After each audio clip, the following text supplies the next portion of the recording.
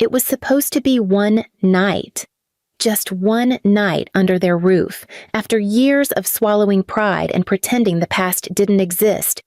But even a single night in that house felt like time rewinding to every humiliation I thought I'd buried. It had been raining for 2 days straight. My apartment's ceiling had collapsed from a pipe burst, and the landlord told me it'd take at least a week to fix. I had nowhere else to go. My daughter, Lily, 6 years old, was clutching her little stuffed cat as I parked outside my parents' house. She asked softly, "Will Grandma be nice this time?" I smiled, but it was the kind of smile that trembles. "Maybe, baby. Let's just stay quiet and polite, okay?" The porch light was still broken, flickering like a dying heartbeat. I knocked once, twice. Mom opened the door wearing her silk robe and that permanent half-smirk she reserved for me. Please subscribe to our channel and tell us in comments from where are you watching this video. "Well, look who finally remembered where she came from," she said. Dad, sitting on the couch behind her, didn't even glance up from his phone. And my sister, Natalie, flawless as ever, in her cozy designer sweater, leaned against the stair railing like she was watching a sitcom. "You couldn't even afford a hotel, huh?" she snorted. "I just need a place for me and Lily for a few nights," I said, forcing calm. The apartment's flooded. Mom's voice dripped sarcasm. "And you thought we were the Red Cross?" Before I could reply, Lily tugged my sleeve. "Grandma, can I say hi to Muffin?" she asked shyly, talking about Natalie's daughter. Mom gave her that fake pity look. "She's sleeping, dear. You wouldn't want to disturb real children when they're resting." Something inside me twisted hard, but I held back. Mom sighed dramatically. "Fine, you can stay, but don't expect special treatment." I exhaled a quiet, "Thank you," and she shot back, "Save it. Gratitude doesn't pay bills." They led us to the spare room, the one I used to share with Natalie when we were kids. But now it was Natalie's storage room. Boxes everywhere. Old furniture. Dust thick as memory. Mom looked at me, unimpressed. "You should be used to mess. After all, you've lived your life in one." Lily tried to smile. "It's okay, Mommy. I'll sleep on the floor." Before I could answer, Mom walked out and came back with something in her hand, a black garbage bag. She dropped it on the floor beside Lily's small blanket. "Here," she said coldly. "You can put your pillow in that. It'll keep it clean from the dirt." Dad chuckled from the hall. "At least she's finally where she belongs, close to the trash." And then they laughed. Lily froze. Her little face went still, like she didn't understand if it was a joke or punishment. My throat burned. I wanted to scream, to throw the bag back at them, but I couldn't move. Natalie passed by the door, holding her daughter, my niece, Chloe, wrapped in a soft pink blanket. She kissed her forehead gently. "Good night, my angel," she said loud enough for me to hear. Then, looking straight at me, she smirked. Not everyone gets to raise blessings. Mom stood behind her, whispering, "Some kids just inherit curses." Their laughter echoed down the hallway like knives dragging on glass.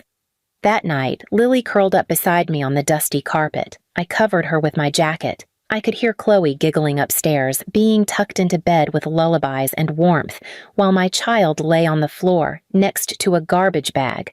I stroked Lily's hair and whispered, "It's just one night, sweetheart." But deep down, I knew that wasn't true, because one night in this house always turned into scars that never healed. And as I stared into the darkness, something shifted in me, quiet but final.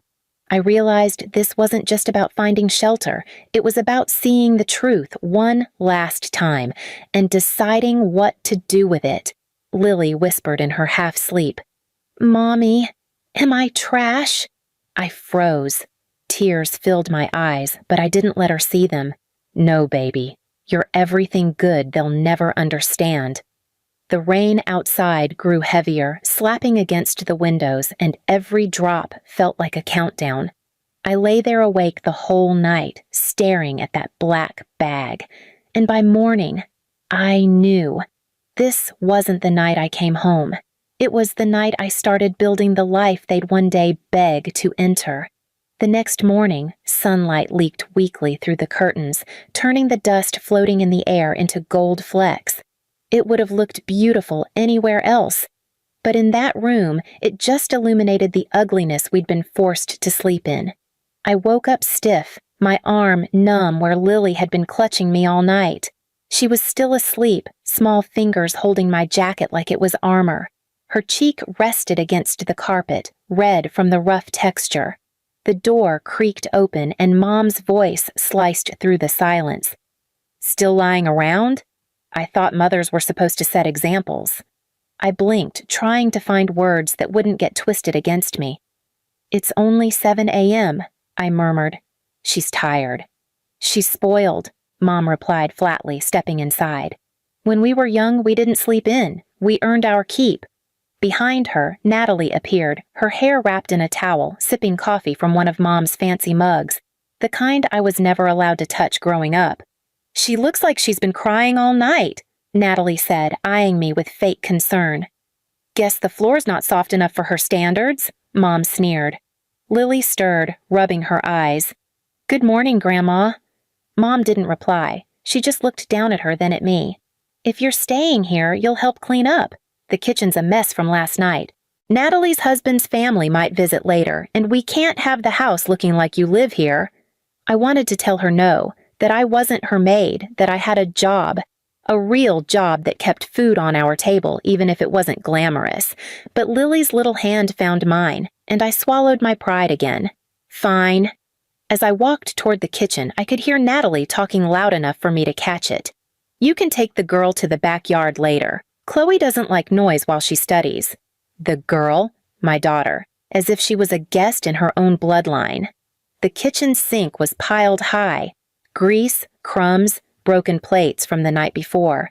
I rolled up my sleeves and started scrubbing while Lily sat quietly at the corner table drawing with dull crayons. Every so often she'd glance at me, like she was afraid I might disappear too. By noon, the house smelled of bleach and coffee. Dad finally came downstairs in his old robe, yawning like a king. "Well," he said, looking around. "At least the place doesn't look like a dump. Maybe she's finally being useful." Mom smirked and handed him his coffee. "Miracles happen, I guess." I ignored them. I kept wiping, kept moving, because if I stopped, I might break. Natalie came in holding Chloe, her daughter, a bubbly 7-year-old with curls and the same green eyes I had. She looked at me shyly. "Auntie, can Lily play?" Before I could answer, Natalie said sharply, "No, honey, not now. Lily's dirty from the floor. You don't want to get sick." Lily's eyes fell, and she turned away without a word. It was always the same script, humiliation delivered in small doses, just enough to remind me where I stood. That evening, I found Lily outside in the cold near the garden shed, sitting on a small plastic stool. "Why are you here, baby?" She looked up, her lips trembling. "Grandma said I can't play inside because I don't know how to behave like a real grandkid." My chest tightened so hard I had to crouch to breathe. "Come inside," I said, wrapping my arms around her. But before we could move, Mom's voice came from the doorway. "What do you think you're doing? The house is clean. Don't bring her dirt back in." Something in me snapped, not loudly, but enough for her to notice. "She's a child," I said, my voice shaking but steady. "She's not dirt." Mom laughed, low and cruel. Maybe not, but she came from it. Dad appeared beside her, holding a beer. "Don't talk back in my house. You should be grateful we even let you in. You and that girl should have been left where you belong." Lily clung to my leg, burying her face, and for the first time I didn't look away. I stared right at him. "Where's that?" I asked. Dad smirked. "At the bottom, where you've always been." It was like the air froze between us.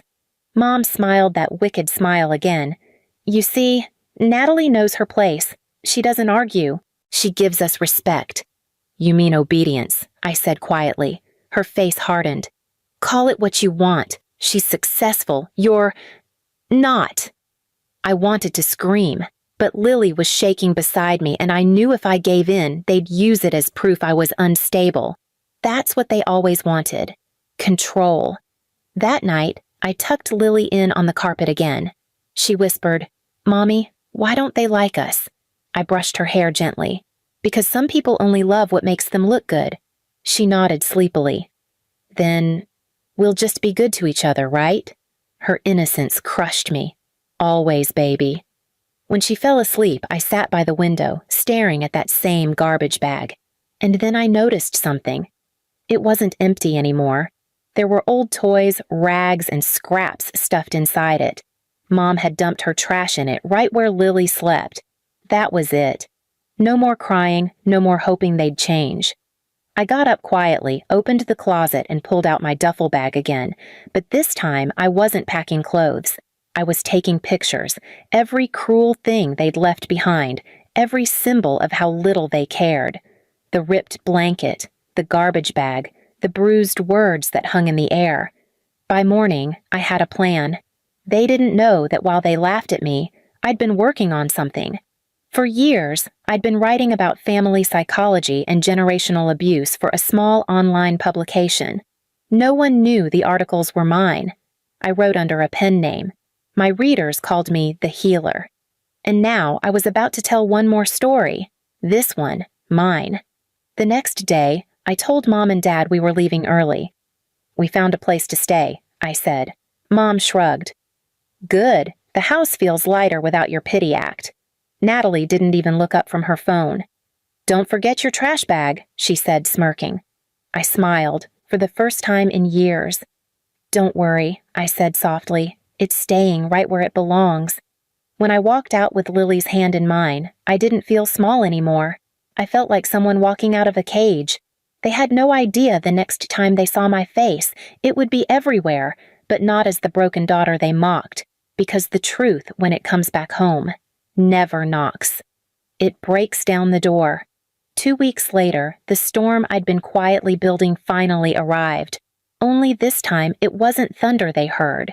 It was their own names echoing back at them.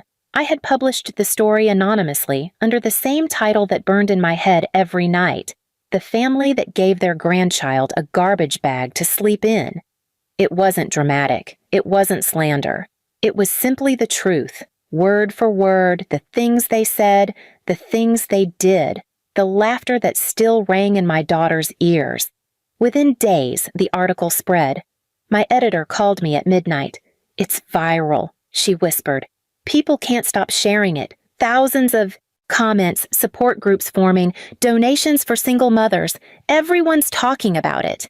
I stared at the screen.